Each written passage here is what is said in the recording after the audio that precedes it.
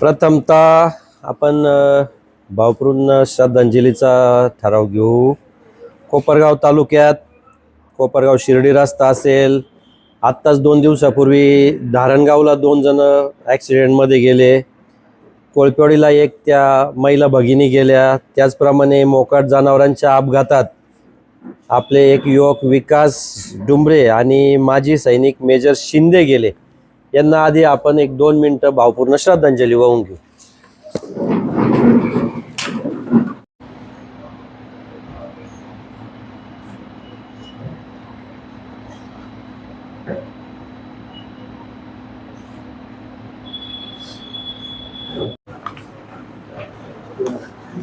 कोपरगाव शहरामध्ये गेल्या अनेक वर्षापासून मोकाट जनावरांचा प्रश्न शहराला भेडसावत आहे, परंतु काही राजकीय पक्षाने एक शहरात राजकारण करायचं म्हणून जणू काय तो प्रश्न आत्ताच नगराध्यक्ष व नगरसेवक निवडून आल्यानंतर अचानक नवीन असा काहीतरी प्रश्न निर्माण झाला, असं कोपरगाव शहरात एक वातावरण निर्माण केलं।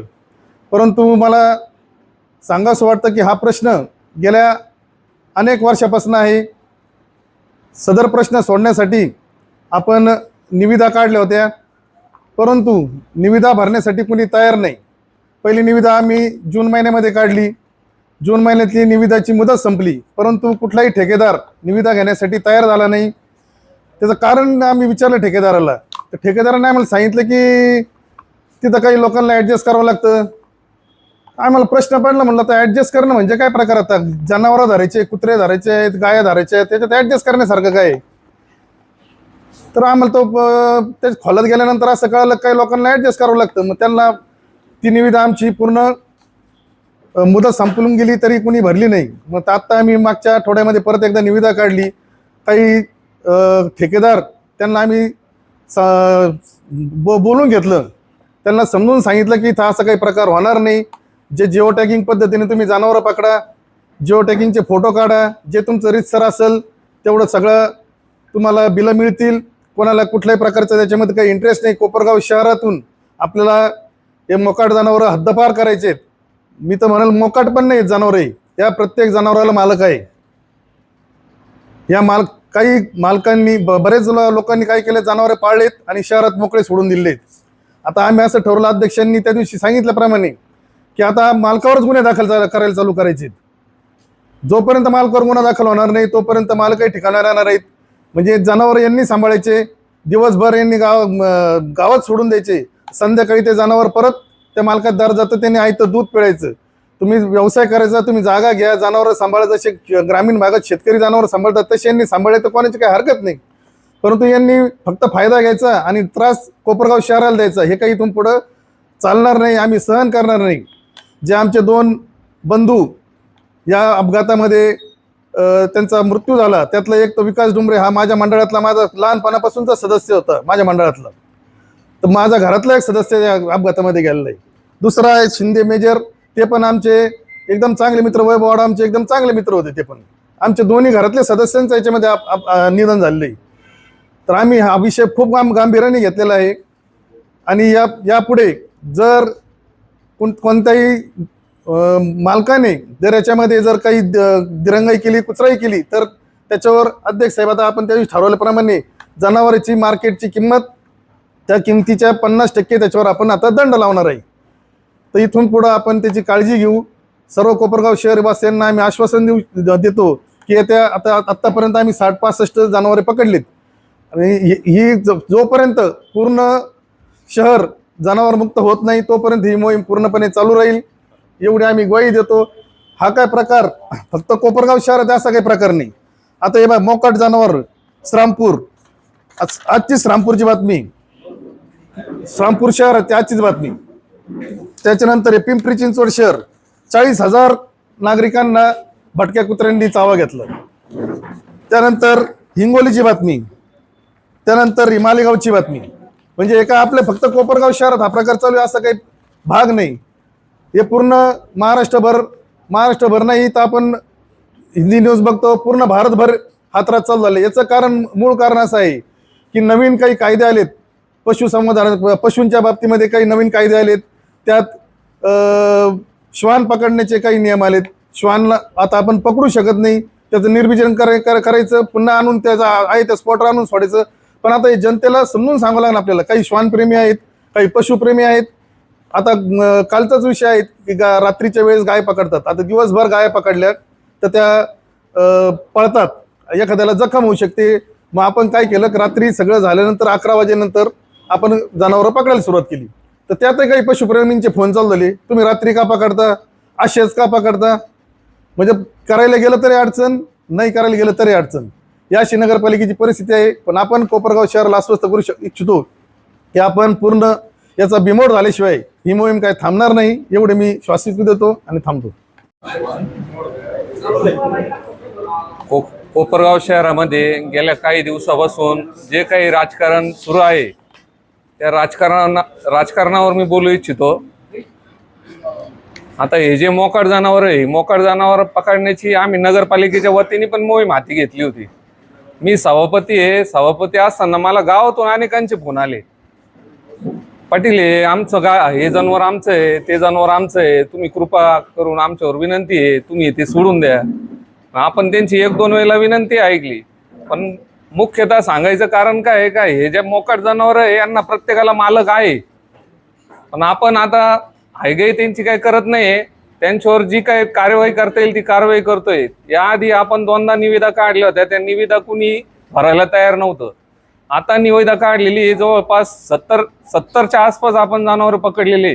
मी सुद्धा त्या मोहिमेमध्ये हजर होतो. सांगायचा उद्देश असाच आहे की आपण शहरातील नागरिक, आपल्याला काय वाटतं बा हे मुक जनावर आहे, आपण त्याला चारा आणतो, घास आणतो, ते आपण रस्त्यावर टाकतो. त्या जनावरांना ती सवय झालेली आहे. तुम्ही जर ते दिलं नाही तर ते मोकाट जनावर असं रस्त्यावर इकडं तिकडं फिरणार नाही. मी कोपरगावकरांना विनंती करतो की इथून पुढं कुणी कृपा करून असं रस्त्यावर चारा किंवा चपात्या वगैरे त्यांना टाकू नका, म्हणजे ते काही येणार नाही. त्याच्यानंतर आता कुत्रे पकडायची मोहीम आम्ही हाती घेतली. कुत्रे पकडल्यानंतर म्हणजे काही जण फोन करता, आमच्या गल्लीला कुत्र्यांचा खूप त्रास होतोय, आपण माणसं पाठवली का कुत्रे पकडायला गेले का तिथले 10-15 जण आपले श्वानप्रेमी म्हणतो आपण त्यांना, किंवा सामाजिक कार्यकर्ते म्हणतो, ते लगेच कॅमेरा घेऊन लगेच तुम्ही असं कसं काय करताय, तुम्हाला अशी परमिशन कोण दिली, कुत्र्यांना असं कसं काय पकडलं. म्हणजे पकडलेले कुत्रे ते लोक सोडायला लावतात. म्हणजे मला आलेला अनुभव सांगतोय मी. म्हणजे नागरिकांना त्याचा त्रास पण होतोय आणि काही नागरिक ते तुम्हाला सोडायला पण लावतोय. त्यानंतर आम्ही वेळोवेळी आता शहरात 100 दिवसात तुम्ही काय केलं आरोग्य विभागाच्या वतीने असं म्हणताय, तुम्ही शहरातील नाले सफाई बघा. तुम्ही गेल्या 10 वर्षापासून अशी नाले सफाई झालेली नव्हती कोपरगावमध्ये, अशी आम्ही करून दाखवलेली. तुम्ही बघा, म्हणजे नाल्याची खोलीकरण बघा, त्याचं रुंदीकरण बघा. नाल्यावर काही लोकांनी अतिक्रमण केलेली होती, त्याचा त्रास अनेक नागरिकांना खडकी भागामध्ये म्हणा, तुम्ही दत्तनगर त्या हनुमाननगर त्या भागामध्ये बघा, म्हणजे त्यांना होत होता. म्हणजे गटारे तुंबायचे, पाणी आल्यानंतर लोकांच्या घरात पाणी जायचं. आता ह्या वर्षी तो काही प्रकार घडलेला नाही. म्हणजे तुम्हाला सांगतो, ओपन स्पेस बघा, ओपन स्पेसमध्ये इतके काटवण होते, म्हणजे इतके वृक्ष वाढलेले होते. आम्ही ते काटवण काढले, ते ओपन स्पेस साफ केली. रस्त्यावरची धूळ आम्ही जास्तीत जास्त म्हणजे गेल्या 6 महिन्यापासून आम्ही ती धूळ काढण्याचा प्रयत्न केलेला आहे. म्हणजे एवढे डंपर आम्ही ते धुळीचे, म्हणजे धूळमुक्त शहर कसं होईल त्यासाठी आम्ही वेळ दिला. रस्त्यामध्ये जास्तीत जास्त तुम्हाला सांगतो, जास्तीत जास्त जो कचरा आहे ना तो प्लास्टिकचा आहे. आम्ही त्यावर पण उपाययोजना आता कडक कायदे केलेले आहे. आम्ही थोडक्यात जो म्हणजे दुकानदारांना प्रत्येक दुकानामध्ये आम्ही स्टिकर वाटलेले, स्टिकर चिटकवलेले शहरामध्ये 4000 स्टिकर आम्ही शहरामध्ये ते चिटकवलेले. आणि त्यावर आम्ही म्हणजे जो व्यापारी उद्यापासून म्हणजे प्लास्टिक विकल किंवा प्लास्टिक देईल त्याच्यावर आम्ही दंडात्मक कारवाई करणार आहे. दंड वारंवार त्यांनी केलं ती कारवाई, त्याच्यावर आम्ही कडक कारवाई आम्ही करणार आहोत. एवढं बोलतो, माझे 2 शब्द संपले. काल जो विरोधकांचा जनाक्रोश मोर्चा झाला त्याच्यात काल विरोधकांनी आम्ही निवेदन दिल्यानंतर तुम्ही अजूनही कारवाई केली नाही. पण आपल्याला मी सांगू इच्छितो की सर्व पत्रकार बांधवांना की आम्ही त्यांचं निवेदन येण्याच्या अगोदर आमची कारवाई ही चालू झालेली होती. आतापर्यंत जसं माझ्या हाती आपल्या आरोग्याचे सभापती वैभवजी आढाव आणि नगराध्यक्ष साहेब यांनी पण आपल्या ह्याच्यात सांगितलं आहे की आतापर्यंत आम्ही 71 जनावरं पकडली आहे. तसं जर आपण कोपरगाव शहरात जर बघितलं तर कमीत कमी 400 ते 450 मोकाट गाई जनावरं आहे. त्यापैकी आतापर्यंत 71 जनावरं पकडलेली आहे आणि ही कारवाई डे आणि नाईट दोन्ही शिफ्टमध्ये चालू आहे. म्हणजे एकदम. आणि मी एक सांगू इच्छितो की म्हणजे हेच जे विरोधकांनी काल मोर्चा काढला ह्याच्या अगोदर मी तुम्हाला हे दाखवू इच्छितो. हे बघा, हे 9 जून 2025चं आंदोलन आहे. 9 जून 2025 म्हणजे प्रशासनाच्या काळात झालेलं हे आंदोलन आहे. मी म्हणतो प्रशासनाच्या काळात ज्यांची सत्ता होती त्यांनी जर ह्यावर काहीतरी उपाययोजना केली असतील तर आज आमच्या दोन्ही बांधवांना म्हणजे विजय डुंबरे असतील, आमचे मेजर माजी सैनिक असतील, यांना आम्हाला श्रद्धांजली वाहण्याची गरज पडली नसती. तुम्ही त्यावेळेसच जनाक्रोश मोर्चा काढून स्वतःच्या प्रशासनाच्या काळातच कारवाई केली असती तर तुम्हाला हा मोर्चा काढण्याची कोणतीही गरज पडलेली नसती. ह्याच्यानंतर मी तुम्हाला एक विशेष गोष्ट सांगतो. म्हणजे काल जे विरोधकांनी भाषणात काही बोलले की त्या आमच्या म्हणजे माजी सैनिकाबद्दल की त्यांना दुश्मनाची गोळी सुद्धा सरसिद्ध करू शकली नाही. त्यावर तुम्हाला सांगू इच्छितो की म्हणजे ह्या जर खरं बोलायला गेलो तर मी म्हणतो त्यांना खूप सारं म्हणजे तुम्हाला गल्लीबोळ फिरता येणार नाही.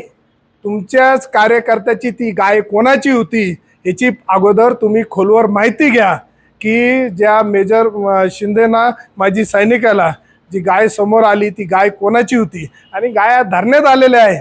आता ते सोडवायला आले तर आपल्या समोर सगळं येईल. त्यामुळे सांगतो की तुम्ही इथपर्यंत गलिच्छ राजकारण करू नका. जे काही योग्य आहे आणि हे जसं सांगितल्याप्रमाणे माझ्या अगोदर प्रशांतजी कडू असतील, आमचे वैभवजी आढाव की हा पूर्ण मोकाट जनावरांचा हा भारतातील पूर्ण प्रश्न आहे. ज्याप्रमाणे शहरीकरण काँक्रिटीकरण वाढत आहे आणि त्याप्रमाणे जनावरांचा हा जो आहे हा प्रॉब्लेम पूर्ण भारतातच आहे. आणि मला वाटतं आपले नगर अध्यक्ष साहेब व पूर्ण नगरसेवक हे पूर्ण यांनी जसं म्हटलं आहे की आम्ही पूर्णपणे शहरातून मोकाट जनावरं ही हद्दपार केली जातील आणि 100% ही जनावरं हद्दपार केली जातील. ह्याच्यात कोणत्याही प्रकारचं गलिच्छ राजकारण करू नये आम्ही एवढीच विनंती करतो. जय हिंद. कोपरगावमध्ये एक सर्वपक्षीय मोर्चा निघाला. 50 संघटनांचा पाठिंबा. संख्या जर बघितलं तर ते काय आम्ही सांगायची काही गरज नाही. हे दुसऱ्यांदी झालं. कारण कसं असतं जनतेला किती दिवस वेड्यात काढायचं याचं एक लिमिट असतं. गेल्या 8 वर्षापासून हे चालू आहे. 4000 कोटींचा हिशोब जो चालू झाला तो आजपर्यंत चालू आहे. त्याच्यावर आजपर्यंत उत्तर द्यायला नाही. आधी घरपट्टीच्या विषयावर यांनी जनतेला वेड्यात काढलं, उपोषण केलं, अशाच सामाजिक संस्थांना फोन करून करून बोलून घेतलं.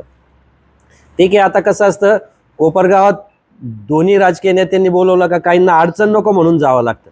घरपट्टीच्या याच्यात यांनी शेवटच्या दिवशी हजारोनी यांच्याकडं आलेल्या तक्रारी या बातम्या तुम्हीच केलेल्या आहे. 700 कंप्लेंट्स आणून दिल्या. त्या 700 मधल्या 400 कंप्लेंट्स या अर्धवट भरलेल्या आहे. नुसतं नाव टाकलं, काहीच लिहिलेलं नाही. त्या निकाली निघाल्या. राहिल्या 300-350 त्याही निकाली निघतात.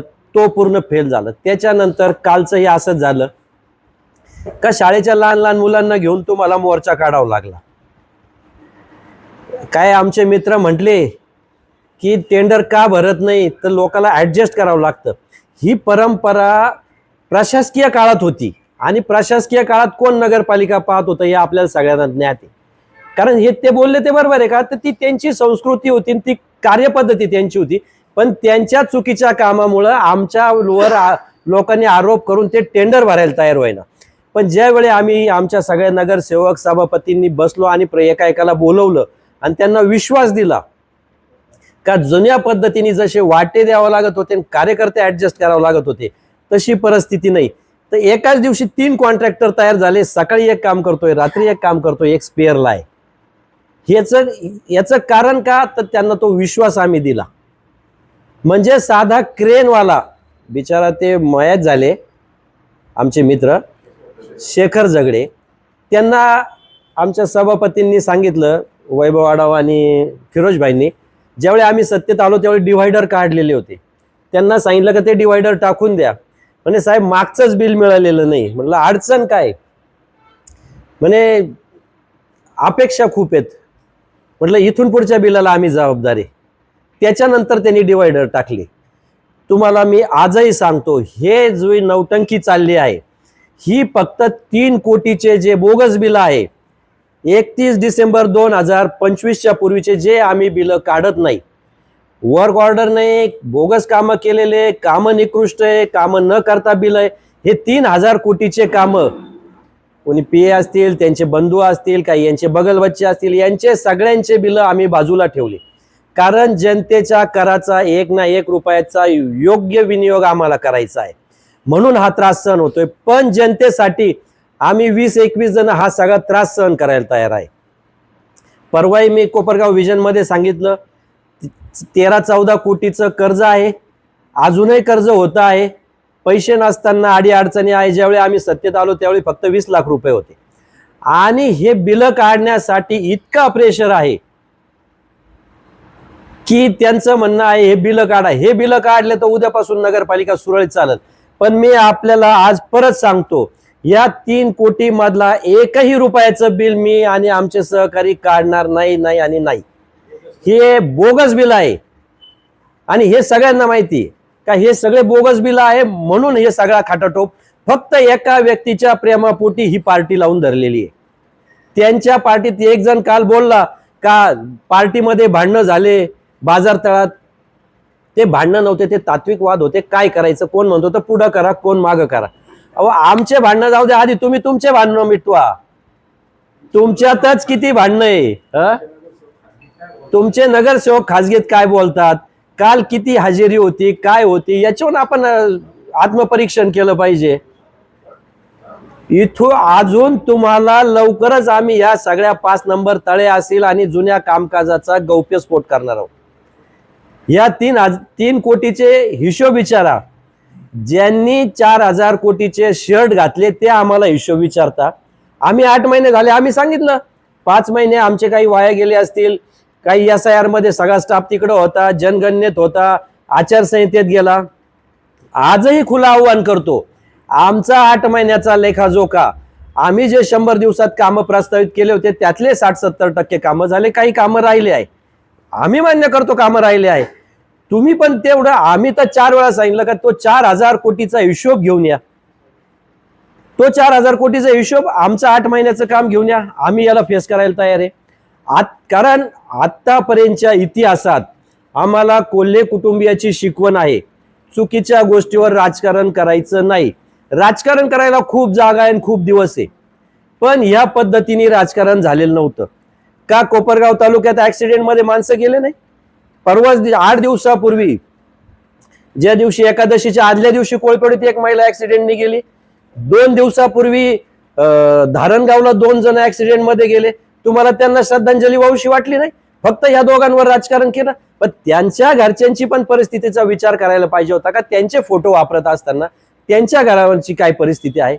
कोणाच्या दुःखावर राजकारण करण्या इतकी खालची लेवल कोल्हे कुटुंबीय आणि आमची संस्कृती नाही आणि इथून पुढेही करणार नाही. कारण आम्हाला जनतेने जनतेची कामं करण्यासाठी निवडून दिले आहे. आज आम्ही आमचे 20 नगरसेवक, आम्ही सगळे कार्यकर्ते, आमच्या पार्टीचा आमच्यावर भरोसा आहे आणि 100% आम्ही चांगली कामे करतोय. प्रत्येक जण ज्याच्या त्याच्या डिपार्टमेंटचं काम करतो. वैभवजी आढावांनी त्यांचं काम सांगितलं. आमच्या पाणी पुरवठा सभापती वाजेताई असतील, फिरोजभाई असतील, बांधकामच्या उदावनताई असतील, मंजुळताई असतील, प्रत्येक जण स्वतःचं काम करतोय. फक्त विषय एवढाच आहे का थोडासा डिले होतोय, का काही टेक्निकल अडचणी आहे. काम आणि अडचणी कोणाला येतात? जो काम करतो त्यालाच येतात. म्हणून मी आपल्या मार्फत पुन्हा एकदा सगळ्या नागरिकांनाही एक आव्हान करतो की जे श्वानप्रेमी आहेत, ज्यांनी कुत्रे पाळलेले असतील त्यांनी त्यांचे कुत्रे बांधून ठेवावेत, रस्त्यावर सोडू नये. तसेच जे गोप्रेमी आहेत त्यांनी आपल्या आपल्या गायी स्वतः बांधून ठेवाव्या. काही गोप्रेमी रस्त्याने घास टाकत चालतात, त्याच्याने ह्या गायी रोज तिथं येऊन बसतात, म्हणूनही अडचण आहे. त्यानंतर डुकरं असतील, गाढवा असतील, याच्यावर सगळ्यावर आपण काम करतो आहे. कारण ह्या सगळं काम करण्याकरता सध्या खूप निर्बंध आलेले आहे. सभापतींनी सांगितल्याप्रमाणे या सगळ्यातून आपण मार्गक्रमण करून नागरिकांकरता सगळे कामं करत आहोत. पुढचे भविष्यात कामं करणार आहोत. लवकरच आम्ही शब्द दिल्याप्रमाणे पाणी पुरवठ्याचं सुद्धा काम चालू करणार आहोत का जेणेकरून तो लवकरात लवकर कमी दिवसावर येईल. 1 ते 4 नंबर तळ्याचा गाळ काढायचा असेल, स्वच्छतेचं जे सांगितलं होतं तर सक्शन पंप असेल, डस्ट कलेक्टर असेल, नगरपालिकेला लवकरच जेट क्लिनिंग आणि सक्शन पंप येतोय, मागं गोरखा गाडी आली, अशा अनेक सुविधा आपल्या नगर शहरात चांगल्या होणार आहे. नागरिकांना थोडासा संयम आहे. यामध्ये ज्या अर्थी नागरिकांनी या आंदोलनाकडे पाठ फिरवली याचंही त्या पार्टीने आत्मपरीक्षण करावं. त्याचप्रमाणे आम्ही शहरामध्ये फ्लेक्स बंदी केलेली आहे. फक्त 30 ठिकाणी फ्लेक्स लावायची मुभा दिलेली आहे पावती फाडून. नागरिकांनाही विनंती करतो का त्यांनी तिथंच बोर्ड लावावे. ज्या दुसऱ्या ठिकाणी लावले तर त्या बोर्डांवर आणि प्रिंटरवर गुन्हा दाखल होणार आहे. तर शक्यतो त्यांनी तेवढी परमिशन घेऊन लावाव्या. त्याचप्रमाणे प्लॅस्टिक बंदी असेल त्याच्यावरही काम चालू आहे. प्लॅस्टिक बंदीसाठी सगळ्या नागरिकांनी सहकार्य करावे. आणि इथून पुढं सगळे आपले हिंदू सण येणार आहे. त्यामुळे गणपती, नवरात्र, मला वाटतं रमजान ईद का काय येतंय, सगळेच सण येत आहे, दसरा येतोय. तर कृपा, दहीहंडी, तर कृपा करून रस्त्यावर कुणी आपली वाहने लावू नये. योग्य ठिकाणी वाहने लावावे. रस्त्यावर आपली दुकाने थाटू नये. कारण आपल्यामुळे नागरिकांनाही त्रास होतो आहे. तर आपणही सगळ्यांनी सहकार्य करावे. कारण हे फक्त काम प्रशासन करू शकत नाही, याला नागरिकांनी सहकार्य करावे. मी या आमच्या सगळ्यांच्या वतीने नागरिकांना विनंती करतो. जे फ्लेक्स बंदी आपण केली आणि या फ्लेक्स वरून दोनदा जे आहे तर राणा दादाचं चित्र पाहायला मिळालेलं आहे. तर कशा पद्धतीने तुम्ही फ्लेक्स बंदी करतात, तुम्ही देखील फ्लेक्स लावण्याचा प्रयत्न करतात? आम्ही फ्लेक्स लावले, पण आम्ही आमचे फ्लेक्स जिथं परवानगी आहे आणि त्याची पावती फाडलेली आहे, आजही आपण जाऊन पहा. पण जे समोरच्यांनी फ्लेक्स लावले ते विना परवाना होते. आम्ही काढण्याचा नगरपालिकेच्या कर्मचाऱ्यांनी प्रयत्न केला, त्यांना धक्काबुक्की झाली, त्यांच्यावरही गुन्हा दाखल होणार आहे. आर्थिक मदत करण्याचा आमचाही प्रयत्न आहे. परंतु ज्यांनी मागणी केली आणि ज्यांनी हा स्टंट केला आणि जे फ्लेक्स लावले, एवढाच खर्च जर त्यांना दिला असता तर मी आज त्यांचे आभार मानले असते, आनंद वाटला असता. आम्ही मदती करतो, आर्थिक मदती करतो. आज जर संजीवनी उद्योग समूहामार्फत आणि युवा प्रतिष्ठान मार्फत जर बघितलं तर 3 ॲम्ब्युलन्स मोफत आहे.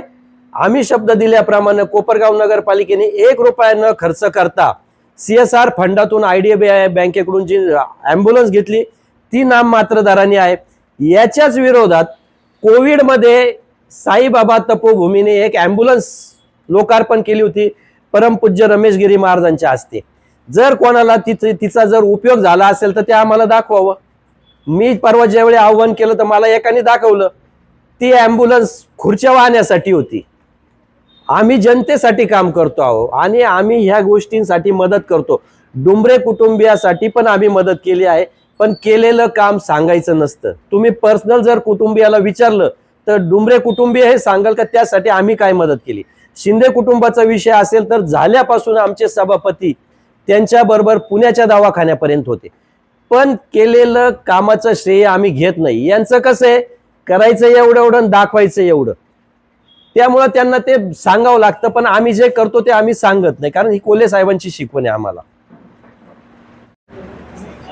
आपल्या कोपरगावमध्ये स्वर्गीय शंकररावजी कोल्हे साहेबांनी आता महाराष्ट्रातला नाही म्हणता येणार, जगातील लोकशाहीर डॉक्टर अण्णाभाऊ साठेंचा पहिला अर्धाकृती पुतळा बसवला होता. त्यानंतर आमचे माजी नगराध्यक्षा सौ सुरेखाताई राक्षेंच्या काळात लोकशाहीर अण्णाभाऊ साठेंचा पूर्णकृती पुतळा कोपरगावात आणला गेला आणि तो तयार केला गेला.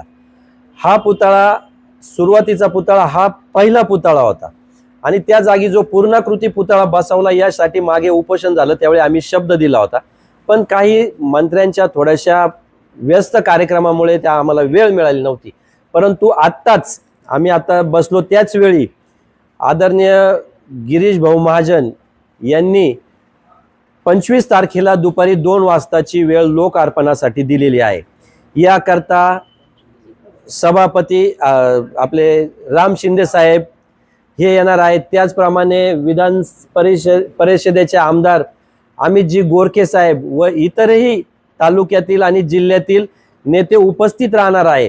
तर ह्या ऐतिहासिक सोहळ्यासाठी मी सर्व, कारण अण्णाभाऊ काय फक्त कोणत्या समाजाचे नव्हते, ते आपल्या सगळ्यांचे होते. म्हणून मी सगळ्या नागरिकांना एक विनंती करतो की या भव्य दिव्य कार्यक्रमाला 25 तारखेला दुपारी 2 वाजता लोकशाहीर अण्णाभाऊ साठे स्मारकाच्या येथे आपण उपस्थित राहून या कार्यक्रमाची शोभा वाढवावी, ही मी कोपरगाव नगर परिषद त्याचप्रमाणे विधान परिषदेचे आमदार विवेक भैया कोल्हे यांच्या वतीने सगळ्यांना मी विनंती करतो. ते सम्राट डॉक्टर लोकशाहीर अण्णाभाऊ साठे यांच्या पूर्णाकृती पुतळ्याच्या निमित्तानं विधान परिषदेचे आमदार सन्माननीय युवा नेते विवेक भैया कोल्हे, आदरणीय प्रथम महिला आमदार स्नेहलताताई कोल्हे व आपल्या कोपरगाव नगरचे लोकप्रिय नगराध्यक्ष परागजी सांदन साहेब यांच्या शर्तीच्या प्रयत्नानंतर आज रोजी 25/8/2026 रोजी लोकशाहीर अण्णाभाऊ साठेंचा पूर्णाकृती पुतळ्याचा दिमाखीत लोकार्पण सोहळा होऊ घातला आहे. त्यानिमित्ताने बऱ्याचशा समाजातील आमच्या पदाधिकाऱ्यांनी, कार्यकर्त्यांनी आंदोलने झाली, बऱ्याचशा काही गोष्टीच्या मागणी केल्या. नक्कीच मंत्री महोदयाच्या व्यस्ततेमुळे थोडा कालावधी लागला आणि 20 तारीख आपली जसे अध्यक्ष महोदयांनी व आदरणीय विवेक भैयांनी दिली त्यानुसार म्हणजे त्या उद्घाटनाची जी पूर्ती आहे, दिलेल्या शब्दाची पूर्ती आहे, ती 25 तारखेला होत आहे. आणि 25 तारखेला नुकताच म्हणजे आपल्या तालुक्यातला, जिल्ह्यातला नव्हे तर आपला हा भुसावळ पुतळा हा जगातील, म्हणजे जसं आदरणीय विवेक भैयांनी आत्ता मध्यंतरी काही दिवसापूर्वी म्हणाले की आदरणीय लोकप्रिय मुख्यमंत्री देवेंद्रजी फडणवीस साहेब यांच्या प्रमुख उपस्थितीमध्ये रशियामध्ये जसं डॉक्टर साहित्य सम्राट लोकशाहीर अण्णाभाऊ साठे यांच्या पुतळ्याचं अनावरण झालं, तर आता तो जगाच्या नकाशावर गेला. तर मग आता राज्यातला नाही, देशातला नाही, तो जगातला पहिला पुतळा आहे आपल्या कोपरगाव शहरातला. ही आपल्यासाठी भुसावळ बाब आहे. तर नक्कीच या निमित्ताने मी आपल्या असंख्य कोपरगाव नव्हे तर जिल्ह्यातील सर्व आपल्या अण्णाभाऊ प्रेमी व आपल्या सर्व समाजातील पदाधिकारी, आमचे नगरसेवक व सर्व आपल्या नागरिकांनी या कार्यक्रमाचा नक्कीच या ठिकाणी उपस्थित राहून त्यामध्ये शोभा वाढवावी अशी मी जाहीर नम्र आवाहन करतो. तर मोकाट जनावरांचा विषय हा आजकालचा नाही. मोकाट जनावरांचा विषय हा म्हणजे बऱ्याच दिवसापासून चालू आहे. आता 1-1.5 वर्षापूर्वी आमचे मित्र अनिल गायकवाड, आमचे मित्र संदीप देवरे, सचिन आडाव यांनी आंदोलन केलं होतं छत्रपती शिवाजी महाराजांच्या याच्यावर. तुमच्याकडे क्लिप असेल मोकाट जनावरांविषयी. तर ते मोकाट जनावर पकडून आपल्या टावरजवळ महाराजांचं स्मारक आहे तिथं नेऊन त्यांनी कोंडले होते यांनी. तर त्याच्यात कोणी सेटलमेंट केली, तिथले कोण नगरसेवक होते, काय जाऊन ते नका उद्योग करू बा, हा मुद्दा वाढन, तिथं जाऊ दे वाढवा नाही म्हणून त्यांनी हे केलं. हा विषय हा त्या आमदारांच्या काळापासूनच चालू आहे. ते जे आमदार झाले ना आपले साखर कारखाना कोळपेवाडीचे, हे त्यांच्या ह्याच्यातून तेव्हापासून चालू आहे. आणि राहिला विषय आपल्या हे लोक जे आज दगावले यांचा, ठीक आहे, ते एक राजकारण त्यांनी विषय त्याच्यात, ते राजकारण करायचा विषय नाही. त्यांचे फोटो घेऊन, त्यांचे हे घेऊन जेवढे फ्लेक्स लावले तेवढीच जर मदत त्यांनी, आर्थिक मदत जर त्यांना केली असती ते खूप झालं असतं. आणि राहिला विषय 2-2.5-3 वर्षापासून जर नुसतं 2-2.5-3 वर्षाचेच धरले तर पुलतांबा फाटा तर टाकळी फाटा या एवढ्या याच्यात किती लोक मेले. जेवढे तुमच्या मोर्चात नव्हते त्याच्यापेक्षा जास्त 3 वर्षात लोक तिथे मेलले, त्याच्यापेक्षा जास्त मेलले तिथं लोक. आणि ते कळत नाही. खरा प्रॉब्लेम काय आहे का, जनतेने आम्हाला सगळ्यांना निवडून दिलं, तिथं बसवलं, तर यांना कसा तरी त्रास द्यायचा. आता नवीन CEO हे इतके चांगले आले, काम करता व्यवस्थित, त्यांना इतका त्रास देत राहायचा, नगरपालिकेला इतका त्रास देत राहायचा का कामच झालं. 8 दिवस झाले का काही ना काही विषय घेऊन पुढे येणार, नुसता त्रास देणार. ते काही त्यांना काही काम आहे बेगलबाईचे, तिथं राहत असले बोलवले की आलेच. ते म्हणजे इतका म्हणजे ते त्रास, पण काही फरक नाही पडत. ते जितक्या त्रास देतील तेवढं आम्ही निखरू, तेवढं आम्ही त्याच्यापेक्षा जोरात आम्ही काम करू. आणि हे चॅलेंज आहे आमचं ते बिलं देणार नाही, ते बिलं तर देणारच नाही. आणि तुम्ही किती त्रास द्या, माझा मते रोज या, दिवस आड नाही, तुम्ही दिवसातून 2दा या. तुम्ही जितक्या जोरात येशाल त्याच्यापेक्षा 10 पटीने आम्ही जोरात काम करू, हे तेवढंच सत्य. आणि ते शिव काम केल्याशिवाय राहणार नाही. याच्या पहिल्यांचे होते सगळे बांधले, गठुडे घेतले, भूर झाले. ते काही इकडे वाटलं तुला मला केलं, गायब झाले.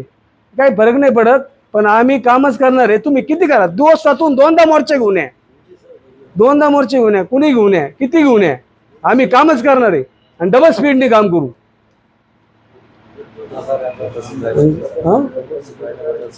उपस्थित राहिल्याबद्दल तुम्ही सर्वांचे आभार.